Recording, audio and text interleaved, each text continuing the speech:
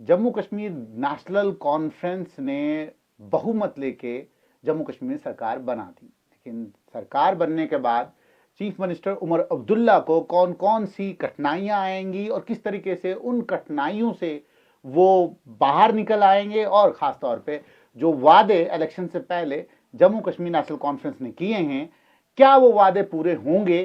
क्या स्टेटहुड जम्मू कश्मीर को वापस मिलेगा? और क्या आने वाले वक्त में 200 यूनिट इलेक्ट्रिसिटी और उसके अलावा और भी बहुत सारे वादे जो जम्मू कश्मीर नेशनल कॉन्फ्रेंस ने किए हैं, क्या लोगों को वो सब वादे पूरे होंगे? हमारे साथ है सरशाद नटनू जी, जो कि नेशनल कॉन्फ्रेंस से बात करेंगे हमारे साथ। सरशाद जी, सबसे पहला सवाल, उमर अब्दुल्ला साहब चीफ मिनिस्टर बने, उन्होंने कारभार संभाला, मीटिंग ली, उसके बाद बाज़ाब्ता वो नरेंद्र मोदी जी से भी मिले, प्रधानमंत्री से भी मिले और गृह मंत्री से भी मिले, और उसके बाद डिफेंस मिनिस्टर से भी मिले, राजनाथ सिंह जी से भी मिले। कहीं ना कहीं आपको लगता है कि स्टेटहुड पे बातचीत हुई है और कुछ आने वाले वक्त में बड़ी खबर मिलेगी? सबसे पहले आपका बहुत बहुत शुक्रिया। जहाँ तक आपने ये बात की कि उमर साहब मोदी जी से या किसी और साहब से मिले, वो देश के प्रधानमंत्री हैं, गृह मंत्री हैं या आपके डिफेंस के मंत्री हैं, तो उनके साथ मिलना, एक रिलेशन, वर्किंग रिलेशन रखना बड़ी अच्छी बात है। क्या आपको लगता है कि स्टेटहुड पे बात हुई होगी और आने वाले वक्त में स्टेटहुड उनको मिलेगा और national conference statehood Jammu Kashmir को दिलवा पाएगी? देखिए, इसमें मेरा लगना क्या है, खुद उमर साहब ने, अगर आपने देखा होगा, ट्वीट किया अपने ऑफिशियल पेज पे, इंस्टाग्राम के अपने ऑफिशियल पेज पे उन्होंने अपलोड किया कि, और ये नेशनल कॉन्फ्रेंस की पुरजोर अपील भी है गवर्नमेंट ऑफ इंडिया से कि जो आपने हमारी स्टेट के साथ किया, जो हमें तकसीम किया या जिस तरीके से भी हमें नुकसान पहुंचाया, उसके लिए नेशनल कॉन्फ्रेंस लड़ेगी। और मुझे उम्मीद है कि नेशनल कॉन्फ्रेंस के जो भी वादे हैं, खास करके स्टेटहुड का हो, वो इंशाल्लाह जल्दी हमें वापस मिलेगा। लेकिन 370 के ऊपर भी बात हुई इलेक्शन में, पुरजोर तरीके से अगारुल्लाह ने कहा कि हम सब पे कॉम्प्रोमाइज कर सकते हैं, लेकिन 370 पे कॉम्प्रोमाइज नहीं किया जाएगा, 35A पे कॉम्प्रोमाइज नहीं किया जाएगा। तो आपको नहीं लगता है कहीं ना कहीं आप स्टेटहुड की बात कर रहे हैं, 370 की बात नहीं कर रहे हैं, कहीं ना कहीं आपके स्टैंड पे जो है वो बदलाव आया हुआ है? क्या ये सिर्फ आपको नहीं लगता है? अगर आपने इलेक्शन कैंपेन को बड़े अच्छे से सुना हो, गौर से देखा हो, हमने ये बात की है, उमर साहब ने बात की, रहुल्ला साहब ने की, किसी ने भी की, मैंने की, जिस भी लीडर ने बात की, टॉप लीडरशिप ने ये बात की कि जो जिस आदमी ने आपसे कोई चीज़ छीनी हो, उससे आप ये उम्मीद नहीं लगा सकते हो कि आप उससे वो वापस लोगे, ठीक? लेकिन उम्मीद ये चीज़ है कि, और हमने ये कहा था उस दिन भी कि हम इसके ऊपर लड़ाई लड़ेंगे, और नेशनल कॉन्फ्रेंस वापस नहीं हटी है। अगर आपने कल या परसों हमारे पार्टी के official spokesperson Tanveer Sadiq साहब एमएलए जडीबल का भी स्टेटमेंट देखा हो, उन्होंने स्टेटमेंट दिया है कि हम पहली असेंबली के अंदर अपना 370 और 35A का रेजोल्यूशन मूव करेंगे।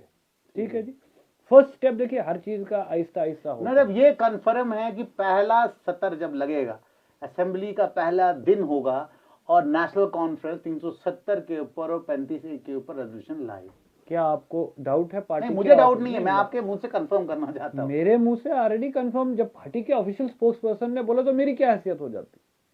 पार्टी का स्पोक्स पर्सन ये चीज कह रहा है कि जनाब हम असेंबली के अंदर, और वो इस वक्त कॉन्स्टिट्यूशनल पोस्ट पे भी है, वो खाली पार्टी के ऑफिशियल स्पोक्स पर्सन नहीं है, वो एमएलए भी हैं जडीबल कॉन्स्टिट्यूंसी के, तो आपको इस पे डाउट नहीं होना चाहिए। सुनने में ये भी आया कि नेशनल कॉन्फ्रेंस ने डिप्टी स्पीकर की पोस्ट भारतीय जनता पार्टी के खेमे में जो ऑफर की थी, तो क्या वो सही खबर है या वो सिर्फ अफवाह है? अफवाहों का बाजार गर्म रहता है। देखिए, अभी भारतीय जनता पार्टी के पास और बेचने के लिए है क्या? उन्होंने तो ये कहा कि हम 370 तोड़ने के बाद नौकरियों का अंबार लगा देंगे, हम स्टेट को आपको तोड़ के जो है 2 हिस्सों में बांट के आपको हम पता नहीं क्या क्या कर देंगे। उसका जवाब लोगों ने उनको जब दिया तो अब उनके पास और इन अफवाहों के अलावा और बेचने के लिए है क्या?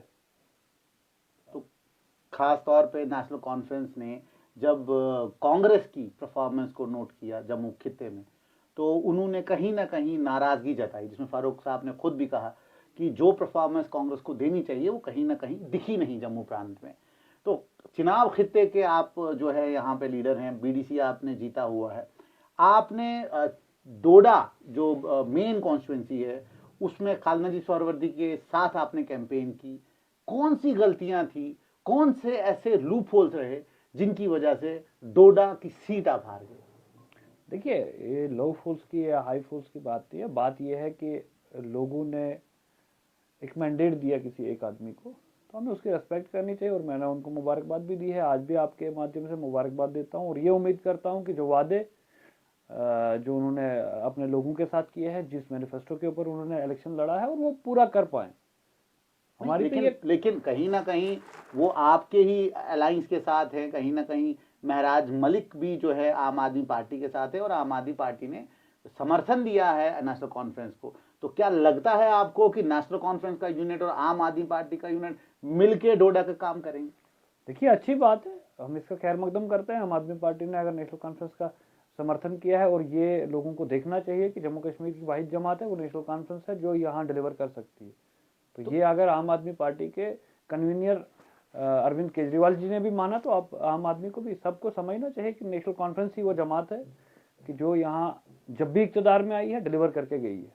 तो ये भी सुनने में आया है कि डोडा का यूनिट जो नेशनल कॉन्फ्रेंस का है वो कहीं ना कहीं संज्ञान ले रहा है, और पूरा यूनिट शायद बदलने वाला है आने वाले वक्त में, और कुछ बड़े बदलाव होने वाले हैं। क्या ये खबर सही है?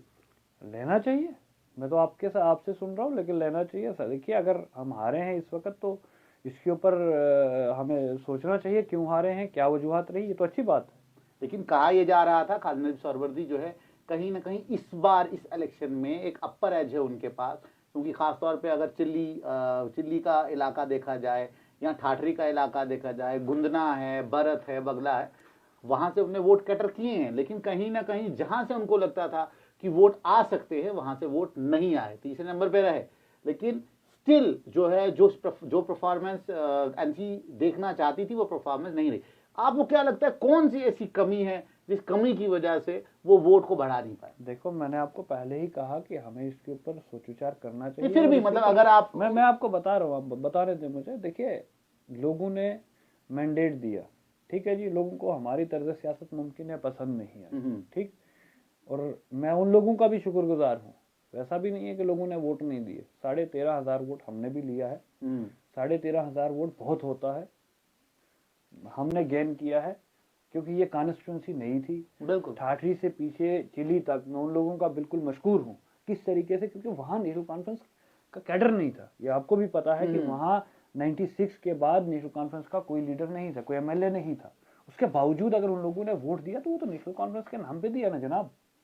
यहाँ भी अब 2002 के बाद आपने लोगों को नेशनल कॉन्फ्रेंस की रिप्रेजेंटेशन नहीं थी, उसके बावजूद लोगों ने 9,000 वोट इसी से इलाके से भी दिया है, तो दिया है लोगों ने वोट। अब हार जीत अल्लाह की तरफ से होती है, और लोगों का ये फैसला है। लोगों को अच्छा लगा, अगर इस वक्त जिनको एमएलए बनाया, अगर उनकी तर्ज सियासत लोगों को पसंद आई, तो हमें इससे कोई वो गिला नहीं है। हम उम्मीद करेंगे कि लोगों को डिलीवर करके दिया जाए। सरचार जी, बहुत पुरानी एक डिमांड थी डोडा की, जो नेशनल कॉन्फ्रेंस के दौर में ही थी, वो थी वुमेन्स कॉलेज, कि डोडा में एक वुमेन्स कॉलेज बने।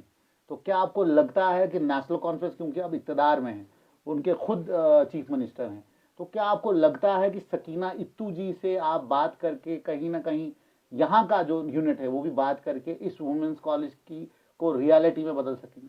देखिए, हमें एक चीज़ तस्लीम करनी पड़ेगी कि हम हारे हुए लोग हैं।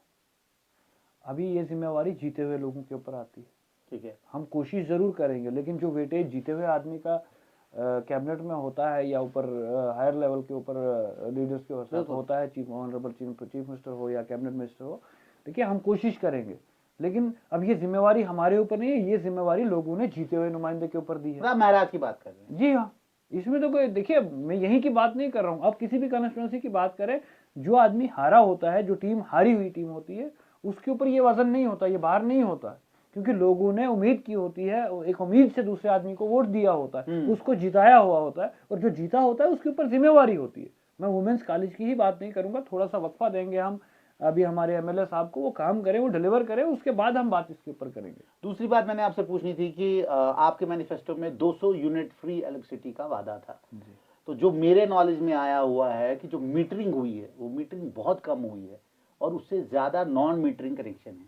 जैसे कि आप गुंदना से हैं, और गुंदना में जो आम एक गरीब व्यक्ति है, जो बाज़ाब्ता बीपीएल का जो है वो सहयोगी है, उसका बिल जो है पहले 199 रुपये आता था, अब वो बिल 400, 500 इवन एस्केलेट करके किसी का 1000 भी आया है नॉन मीटरिंग से। लेकिन जब हमने इलेक्ट्रिसिटी डिपार्टमेंट से बात की तो उन्होंने कहा कि हमने ये टैरिफ बढ़ाया हुआ है। तो क्या, क्योंकि 200 यूनिट तब आप फ्री देंगे जहां पे मीटरिंग होगी, जहां मीटरिंग नहीं होगी तो वहां क्या प्रावधान होगा। और जो आपने ईडब्ल्यूएस के लिए 12 सिलेंडर की बात की है, सतीश जी ने उसके ऊपर काम शुरू किया है, लेकिन आपको नहीं लगता है कि ये सारे फाइनेंशियल कंकरेंसेस हैं, आपको इसके लिए पैसा चाहिए, और ये पैसा कहीं ना कहीं यूटी के पास होगा नहीं होगा, that is separate issue, but कहीं ना कहीं आपको केंद्र सरकार की इसमें हेल्प चाहिए। देखिए, दो चीजें मैं आपको बताना चाहूंगा। एक तो आप बहुत जल्दी ये सवालों पे उतर आए। अगर काश आपने यही सवालात जब भारतीय जनता पार्टी को इक्तदार मिला था, जब उनके पास फुल स्टेट थी, जब 370 था, 35A था, जिसमें पीडीपी भी शामिल थी, अगर ये सवालात उनको पूछे होते तो क्या ही मजा होता कि उन्होंने क्या किया। ठीक है जी, उसके बाद जब लेफ्टिनेंट गवर्नर हमारे ऑनरेबल है, उनके पास इक्तदार रहा 4 साल, क्या उनसे आपने कभी ये पूछा क्या वो डिलीवर कर पाए या नहीं? नेशनल कॉन्फ्रेंस की जहां तक बात है, जब भी नेशनल कॉन्फ्रेंस ने सरकार बनाई है तब डिलीवर किया है, और मैं आपको दावे से ये चीज कहता हूँ, जो कहा है उसके ऊपर काम करेंगे, वो डिलीवर करके देंगे, लेकिन थोड़ा वक्त चाहिए। अब आप बोलेंगे कि आज रात में ही हम चीजों को ठीक कर लेंगे, रात में नहीं होगा। इस स्टेट को बहुत पीछे धकेल दिया गया है। ये स्टेट अभी पूरे देश के अंदर तीसरे या गालबन दूसरे नंबर पे है। ये मैं तभी कह रहा हूँ खसारे में है, आपका रेवेन्यू नहीं है, आपका जो कॉम्पिटेंट लोग बने हैं, मुझे बोलने देंगे। मैं कह रहा हूँ, देखिए, आप इसके ऊपर वेट करिए, इंतजार करें, हमारे बड़े कॉम्पिटेंट लोग गए हैं और हमें उम्मीद है पूरी। और मैं आपको इस उम्मीद से नहीं कह रहा हूँ कि खाली उम्मीद है, क्योंकि नेशनल कॉन्फ्रेंस वो जमात है, जब कहा हम रहबर तालीम का पैकेज लाएंगे वो लेके आए, जब कहा कि हम फलानी पैकेज ले आएंगे लेके आए, जब कहा हम ये देंगे तो दे के गए। कभी जम्मू कश्मीर को कोई धोखे में नहीं रखा है। जो चीज की आज भी ऑनरेबल चीफ मिनिस्टर को सल्यूट करना चाहिए कि उन्होंने ये नहीं कहा कि मैं 370 35 के लेके आ रहा हूं। उन्होंने पहले कहा कि यार मैं सेंटर के साथ रिलेशनशिप अच्छे इसलिए करना चाहता हूं क्योंकि मैंने इस स्टेट के लोगों को रिलीफ देना है। बिल्कुल, मैं लीडर लोगों का हूं, मुझे लोगों ने यहाँ बिठाया, वो दिल्ली से आके बैठे नहीं हुए, वो लोगों ने मैंडेट दिया। मैं तो लोगों की बात कर रहा हूँ। मैं आपसे एक और सवाल पूछूंगा कि उमर अब्दुल्ला साहब वाड़वन गए, वहां के वो 80 मकानात देखे और उनके बाद 2 लाख रुपए उनका रिलीफ उन्हें सैंक्शन किया है पर घर के हिसाब से, और दूसरी तरफ बाज़ाब्ता सरकार ने जो है 14 करोड़ समथिंग की स्कॉर्पियो ली। तो आपको लगता नहीं है कि 2 लाख से उन लोगों का, खास तौर पे कि जिनका वहां मकानात जले हैं, उनका क्या बनेगा? और दूसरी बात ये कि क्या आने वाले वक्त में, क्योंकि वाड़वन में आज तक रास्ता नहीं है, भारतीय जनता पार्टी भी उसमें फेल हुई है, उसमें पीडीपी बीजेपी जब सरकार थी वो भी फेल हुई है, और उसके बाद क्योंकि पीछे राज्य आपने किया है एनसी ने, कहीं ना कहीं वो भी वो रास्ता उनको डिलीवर नहीं कर पाए। तो क्या आने वाले वक्त में, पीछे वाली बात छोड़ दे, आने वाले वक्त में वाड़वन जो है लोग किश्तवाड़ से जाएंगे या फिर जो है वायलू से ही जाना पड़ेगा? देखिए, पहले मैं आपको बताऊं कि नेशनल कॉन्फ्रेंस ने मैनिफेस्टो में भी कहा, आपने पूरे इलेक्शन कैंपेन में जोरों शोर से कहा कि हमारी लड़ाई रहेगी पहले स्टेटहुड वापस लाने की। ठीक है, जब वो आएगी आप देखेंगे रास्ते भी बनेंगे, हर चीज होगी। पहली लड़ाई हमारी है, पहला हमारा कदम यह है कि हम स्टेटहुड वापस ले आए। ठीक है। और जहां तक आपने कहा कि नेशनल कॉन्फ्रेंस ही वो जमात है जिसने मड़वा वर्डवन को सब डिवीजन दिया, जिसने वर्डवन को तहसील दी, मान गया, मैं मानता हूं। अब जहां नेशनल कॉन्फ्रेंस छोड़ा हुआ था उस इलाके को, वहीं पे आज भी नहीं वो इलाका। हमें उम्मीद है हम उनको ये चीजें देंगे, मैसर करेंगे, और आप देखेंगे कि वहां वर्डवन गाड़ी भी जाएगी, आज भी जाती है, जो पहले का वो तो चलो वायलू से जा रही है। देखो आपने मानना है डिस्ट्रिक्ट अगर वो किश्तवाड़ में है तो उनका रास्ता किश्तवाड़ से होना चाहिए, बिल्कुल उनका रास्ता वहां से है जहां से कि अभी बर्फ पड़ेगी तो बंद हो जाएगा सारा का सारा, और वहां पे सर्दी बहुत ज्यादा होती है, तो वो जो 80 मकानात जो जले हैं वो इतनी जल्दी तो बनेंगे नहीं। ऑर्गेनाइजेशनों ने खुद 5 करोड़ रुपए, 4-5 करोड़ के आसपास में वहां पैसा आ चुका है, लेकिन सब हैफाजर्टली है, कोई प्लान नहीं है किस तरीके से उनके मकानात बनाए जाएंगे। क्या आपको लगता नहीं ये सरकार का दायित्व है, लेफ्टिनेंट गवर्नर का दायित्व था, ये चीफ मिनिस्टर का दायित्व था कि उनको एक रोड मैप देना और उनका रिहेबिलिटेशन जल्द से जल्द करवाना?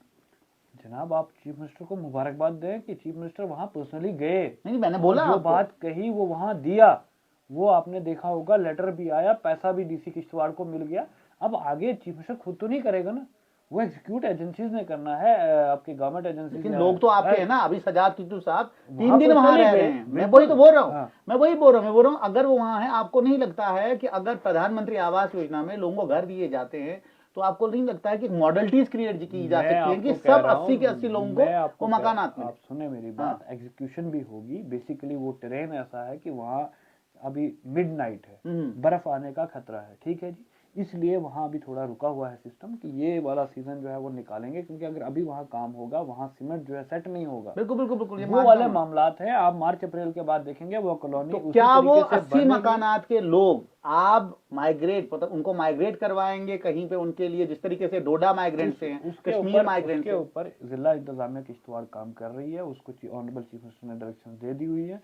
और आपने देखा कि जो ऑनरेबल चीफ मिनिस्टर ने वहाँ अनाउंस किया वो पैकेज वहाँ पहुँच गया, और रिहेबिलिटेशन का काम भी जारी है, मैं आपको बताऊं। और मैं एनजीओज को भी मुबारकबाद देना चाहता हूं जिस तरीके से वहाँ एनजीओज काम कर रही नहीं, है। मैं मानता हूं, लेकिन आपको नहीं लगता है कि स्टेट की अथॉरिटी होती है, स्टेट का मैनेजमेंट होता है, स्टेट का काम है कि अपने नागरिक को प्रोटेक्ट करना और अपने नागरिक को रिहेबिलिटेट करना। मैं कह रहा हूं ये कि काम कर रहे हैं, आप कह रहे हैं कि आप फिर वही सवाल नहीं, कर नहीं, रहे हैं। मैं बोल रहा हूं कि मैं अभी कह रहा तक हूं स्टेट तक मशीनरी लगी हुई है। जब चीफ मिनिस्टर वहां गए, that mean state is administration is working ना। उसके बाद ही जब सीएम साहब हिले तो चीफ मिनिस्टर के ऑफिस से पैसा आया। मैं वही बोल रहा हूं, मैं सरचार जी उस बात पे बात नहीं कर रहा हूं। मैं ये कह रहा हूं कि आज भी वहां, क्योंकि आपने कल भी महराज मलिक की अगर स्पीच सुनी होगी या और भी कुछ एक्टिविस्टों की स्पीच सुनी होगी, उन्होंने ये बात की कि आप श्रीनगर मूव करें, यहाँ सर्दियां हैं, आप वहां मूव करें। लेकिन कहीं पे भी यूटी एडमिनिस्ट्रेशन ने अभी तक कोई ऑर्डर नहीं जारी किया है कि उनके लिए कहीं पे शेल्टर बनाए जाएं, उनको कहीं पे टेम्पररी रिहेबिलिटेट किए जाए जब तक उनका मकान आता मैं है। आपको देखिए, जो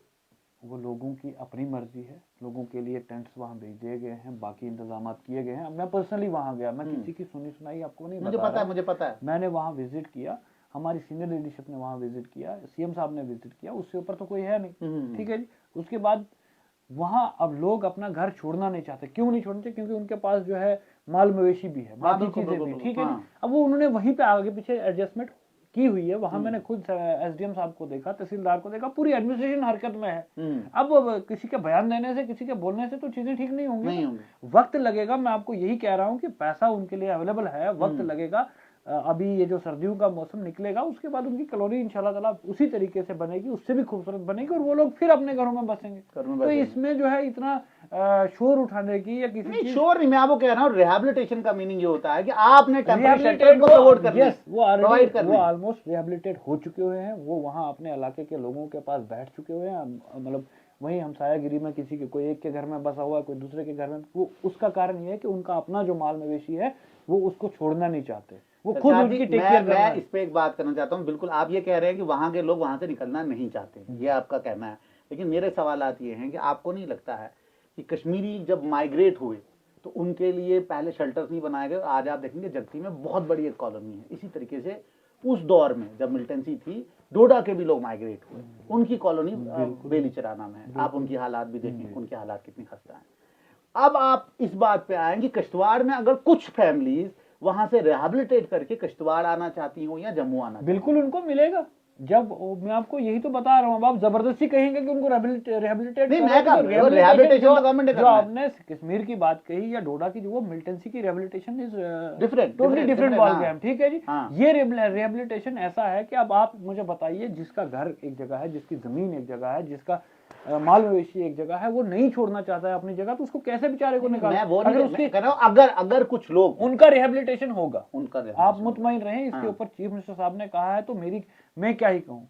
और ये मैं आपको यकीन से कहता हूँ कि उनको डिस्ट्रिक्ट एडमिनिस्ट्रेशन किश्तवाड़ भी फैसिलिटेट करेगी और उनको श्रीनगर भी फैसिलिटेट किया जा सकता है। लेकिन वो निकलना नहीं चाहते। जब वो निकलेंगे तो उनको मिलेगा, सड़क पे वो नहीं दिखेंगे आपको, ये मैं यकीन से आपको कहता हूँ। दूसरी बात मैंने आपसे बात करनी थी कि खासतौर पे कुछ लोगों का डोडा में एक खबर चल रही है कि जनाब टॉन टैक्स खत्म होगा। जो टॉन टैक्स बाज़ाब्ता मुफ्ती सईद के दौर में आया था, और वो टॉन टैक्स यहाँ नहीं लिया जाता है, वो टॉन टैक्स पूरे जम्मू कश्मीर में हर जगह पे हर टॉन में लिया जाता है। तो उसके बाद जब मैंने इस कानून की थोड़ी बहुत पढ़ाई की, तो मुझे ये दिखा कि ये कभी कोई ख़त्म नहीं कर सकता, सिवाय अगर कैबिनेट अप्रूवल हो और बाज़ाब्ता चीफ मिनिस्टर खुद with the consent of the lieutenant governor, तब तक ये टॉन टैक्स खत्म नहीं हो। तो क्या रियलिटी है इसकी, आप जरा डोडा के लोगों को बताएं। यही मुझे भी पता है। देखिए, कोई भी रूल को अगर रिलैक्सेशन मिलनी है, वो कैबिनेट अप्रूव करेगी। ये कोई आज की बात नहीं है। अगर कोई भी लॉ बना हुआ है, इम्प्लीमेंटेड है, अगर उसको हटाना है तो वो कानून साजी से ही होगा। वो मेरे कहने से, आपके कहने से, किसी और के कहने से खत्म नहीं हो सकता। नहीं होगा। वो कोई टूल टैक्स की ही बात नहीं है, कोई भी कानून हो।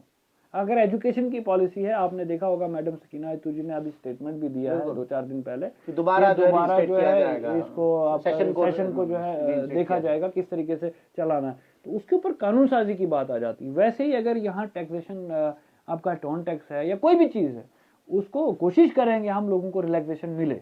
मैं ये नहीं कहता हूँ कि नहीं होना चाहिए, मेरा कहना यह है कि अगर उसके ऊपर काम होगा, जब गवर्नमेंट कोई कदम उठाएगी, उसके ऊपर गवर्नमेंट देखेगी क्या करना चाहिए, किस हिसाब से होगा, तो तभी हो पाएगा, किसी के चिल्लाने से नहीं होगा। और डीलिमिटेशन जो खासतौर पे आपने देखा होगा कि पीछे एक ऑर्डर आया है कि जनवरी तक जो है डीलिमिटेशन पंचायतों की खासतौर पे उनका पहले इलेक्टोरल रोल जो है कंप्लीट हो जाएगा और उसके बाद शायद डीलिमिटेशन भी होगी और उसके बाद म्यूनसिपैलिटी की भी डीलिमिटेशन होनी है।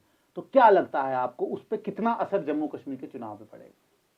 देखिए कुछ नहीं होगा, अभी इनको अकल आनी चाहिए थी सेंटर वालों को। इतनी बड़ी डिलिमिटेशन करके भी कितना बड़ा चपाटा पड़ा। आप भी मुझे कहते थे, कई दोस्तों ने कहा, सीनियर जर्नलिस्ट ने कहा कि जनाब यहाँ भारतीय जनता पार्टी सरकार बना रही है। 29 सीटें ली उनने, आपको 26 से 29 यार 55 से 29 आ गए और आप 55 पार के नारे से 29 आ गए। ना तो मैं स्पोर्ट्स पर्सन हूं, मैं सिर्फ इतना कह रहा हूं 26 से 29। और अगर वोट शेयर भी वोट सुने गुरेज में आपके ही कैंडिडेट के मदे मुकाबिल भारतीय जनता पार्टी कैंडिडेट थे, उन्होंने वहां पहली बार वोट। एक बात मैं आपको बता, क्या पूरा सिस्टम इसमें नहीं लगा हुआ था कि वो मुझे नहीं पता। सुनिए ना मेरी बात, क्यों नहीं पता? आप प्रवक्ता बनना चाहते हैं, सुनिए। मैं नहीं हूं, मैं पूछ रहा हूं। अब एक आम आदमी से पूछिए, क्या पूरा सिस्टम नहीं लगा हुआ था honourable chief minister Omar Abdullah को हराने के लिए? क्या पूरा सिस्टम नहीं लगा था नेशनल कॉन्फ्रेंस को साइड करने के लिए? भाई अब तो शर्म आनी चाहिए इनको कि भाई लोगों ने आपको जवाब दिया है, आप नकारा लोग हैं, आपने कोई इंप्लीमेंटेशन नहीं किया, आपने सिर्फ बोला है और बोलने का जवाब लोगों ने आपको बड़ा अक्लमंदी से दिया। मैं तो पीर पंजाल के लोगों को सलूट करता हूँ। आप जम्मू के लोगों के बारे में क्या कहेंगे? जम्मू के लोग भी हमारे भाई है, लेकिन उन्होंने तो पूरा मैंडेट जो है clean sweep, Kathua, Samba, Jammu, Udhampur clean sweep BJP. Even आपके हरीश देव सिंह जी 14-15,000 वोटों से हार गए। लाल सिंह जी 14,000 वोटों से हार गए। मैं एक्सपेक्ट नहीं कर रहा था। जम्मू के हमारे दोस्त हैं, बड़े अच्छे लोग हैं, चलिए उनका अपना फैसला था, तो अब उनको पता चल गया। जम्मू को क्रश कर दिया था इन लोगों ने, खुद जम्मू वाले सड़कों पे होते थे, मैं तो नहीं होता। हाँ, मैं कह रहा हूँ क्या नेशनल कॉन्फ्रेंस ने गलती की थी कोलिशन करके कांग्रेस के साथ? क्योंकि जितनी भी सीटें आई हैं, 5 सीटें 6 सीटें जितनी आई हैं, सारी तो वैली से ली है, एक सीट तो कांग्रेस ने सिर्फ जम्मू से ली है। देखिए गलती नहीं होती है, प्रीपोर अलायंस था, एक पॉलिसी थी, ठीक है, लोगों का फैसला है, हमें उसका मुमकिन है क्या कहते हैं कैंडिडेट्स अच्छे नहीं हो, या मुमकिन है लोगों की सोच है। मैंने आपको कहा ना, क्या यहाँ पे भी तो ऐसा हुआ, हार जीत होती रहती है, लोगों का जो फैसला हमारे सर आंखों पे। लेकिन अब ये देखिए कि जिस जमात ने ये कहा कि हम 55 पार जाएंगे, जिस जमात ने ये कहा कि हम यहाँ रोजगार का अंबार लगाएंगे, जिस जमात ने ये कहा कि हम 15 लाख देंगे, जिस जमात ने कहा कि हम पानी को ठीक करेंगे, जिस जमात ने कहा बिजली को ठीक कर देंगे, उसने तो गरीब का गला काटा। भाई बिजली का बिल आपने खुद कहा 105 रुपए से 500 रुपए पहुंचा दिया, पानी का जीआर हर घर को लगा दिया, 2,500-3 हजार रुपए प्रॉपर्टी टैक्स। मैं बता रहा हूँ प्रॉपर्टी टैक्स, उसके ऊपर आप क्या कहें, नहीं लगेगा? आने वाला नहीं है, ऑलमोस्ट लग गया है। सबर करें, चीजें आपको देखेंगे कि रिलैक्सेशन लोगों को मिलेगी। नहीं, मतलब आप रिलैक्सेशन का मीनिंग ये है कि टैक्स लगेगा लेकिन कम लगेगा। अब मैं वजीर कानून तो हूं नहीं, मैं कह रहा हूं नेशनल कॉन्फ्रेंस अगर रिलैक्सेशन दे रही है तो कहीं ना कहीं ये तो कह सकती है कि हम प्रॉपर्टी टैक्स को लगने नहीं देंगे। हम कोशिश करेंगे। हाँ। मैं लॉ मिनिस्टर नहीं हूँ, जिस दिन होगा उस दिन इस बात का जवाब आपको मैं दूंगा कि मैं कौन से लॉज इंप्लीमेंट करूंगा, कौन से नहीं करूंगा। ये मिनिस्ट्री के फैसले हैं और मिनिस्ट्री से ये सवालात बेहतर होंगे, क्योंकि वो इस पोजीशन में होंगे जो आपको इस चीज में जवाब दे। मैं इस पोजीशन में हूं कि मैं पार्टी की बात कर सकता हूं, पार्टी ये करेगी जो आपने देखा। और चीफ मिनिस्टर साहब ने क्या कहा कि जनाब मैं लोगों का आदमी हूं, ये सरकार लोगों की ठीक है, लोगों की सरकार है, हम कोशिश करेंगे लोगों को रिलैक्सेशन मिले, जो 10 साल में लोगों के साथ ज्यादती हो वो ना हो। ठीक है जी, अब हम किस हद तक कामयाब होते हैं, हमने स्टेट को किस तरीके से चलाना है, कैसे, ये चीजें आप वक्त के साथ देखेंगे। और स्टेटहुड पक्का मिलेगा? बिल्कुल मिलेगा। तो आपको लगता है कि केंद्र सरकार इतनी आसानी से स्टेटहुड दे देगी? क्यों नहीं देगी? मतलब नहीं, आपको क्यों ये मुझे, मैं तो सवाल पूछ रहा हूं, मैं कहां आपको बोल रहा हूं, मैं तो सवाल पूछ रहा हूं। जब मैंने आपको कह दिया मिलेगी तो आपको समझ लेना चाहिए। मतलब क्या कोई कंडीशन होगी या विदाउट कंडीशन मिलेगी? वो मुझे नहीं पता, जब मैं मीटिंग में जाऊंगा। देखिए ये मैं आपको इतना बता सकता हूं कि स्टेट हमारा हक है, मैं इस स्टेट का नागरिक हूं, इसका वासी हूं। आपको नहीं लगता है शर्षाद जी, देखिए कुछ सवालात ऐसे हैं जो आपको उनको जवाब बड़े तरीके से देना पड़ेगा, गुस्से से नहीं, ठीक है? जब इंदिरा शेख अकॉर्ड हुआ, नेशनल कॉन्फ्रेंस थी।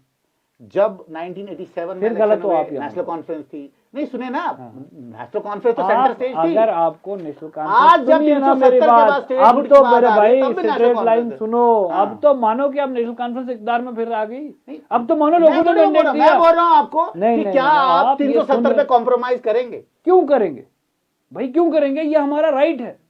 जो इंदिरा शेख शेख अकार्ड की आप बात करें, वो महाराजा साहब ने अकार्ड किया है। आप उसको हिस्ट्री को अच्छे से पढ़े। नहीं मतलब आप तो शेख अब्दुल्ला ने कोई अकॉर्ड नहीं किया। आप पहले देखो ना नहीं, उसको जो प्राइम document- मिनिस्टर, मैं कह रहा हूं प्राइम मिनिस्टर से चीफ मिनिस्टर आपने एक्सेप्ट तो किया। क्या किया है? प्राइम मिनिस्टर चीफ मिनिस्टर बना दिया। तो आपको क्या लगता है कि आज हम अगर नहीं इलेक्शन लड़ते हो, हम अपने लोगों को मरने देते? नहीं, मैं ये पिसने देते। मैं कह रहा हूं कोई तभी शेख साहब ने भी लिया कि भाई लोगों के ऊपर जुल्म हो रहा था, लोगों के ऊपर ज्यादती हो रही थी। क्या आप ये नहीं मानते पिछले 10 साल से लोगों के साथ यहाँ ज्यादतियां हुई?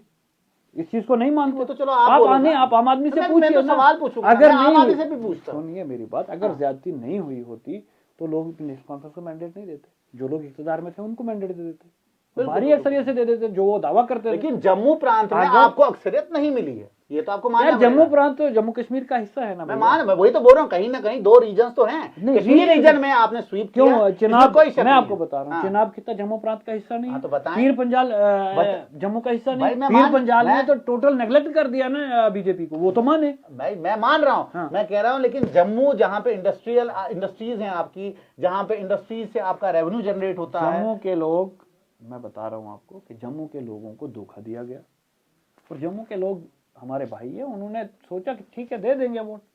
जिस तरीके से एक नैरेटिव बिल्ड किया गया था, जिस तरीके से ABCD टीमें बनाई गई थी, इनको लगता था कि नेशनल कॉन्फ्रेंस को खत्म किया जाएगा, और नेशनल कॉन्फ्रेंस खत्म हो रही है तो जम्मू के लोगों ने उस विचारधारा के तहत जो है वोट दिया।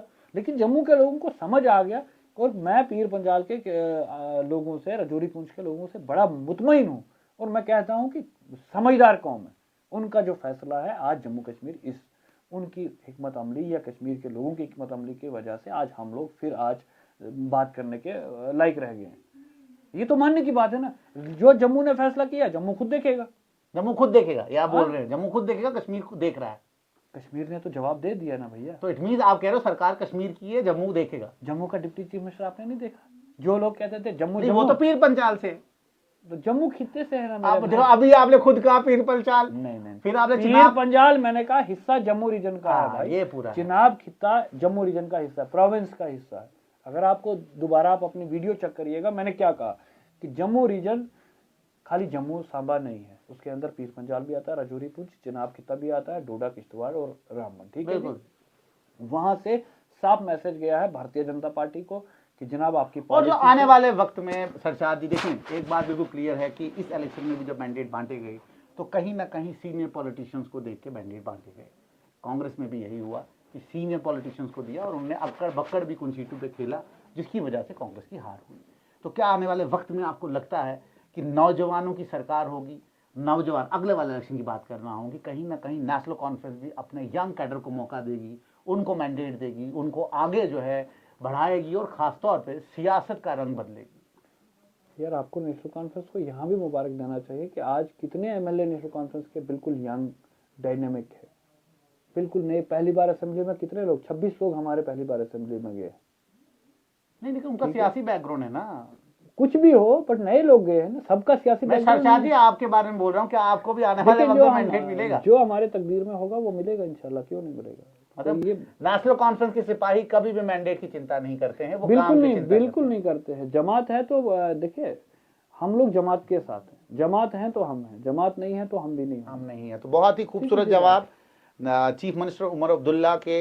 ये सिपाही जो हैं कहीं ना कहीं जमीन पे डटे हुए हैं और उम्मीद लगा के बैठे हैं कि स्टेटहुड जल्दी मिलेगा और किसी भी शर्त के ऊपर नहीं मिलेगा। अब देखना यह है कि क्या केंद्र सरकार नेशनल कॉन्फ्रेंस की झोली में स्टेटहुड का एक तोहफा जो है रखेगी या खींचतान चलेगी और जम्मू कॉन्फ्रेंस कश्मीर के झोली में नहीं, ये जम्मू कश्मीर की आवाम का हक है। हाँ जी, हक। जम्मू कश्मीर की आवाम को देना है और देना पड़ेगा।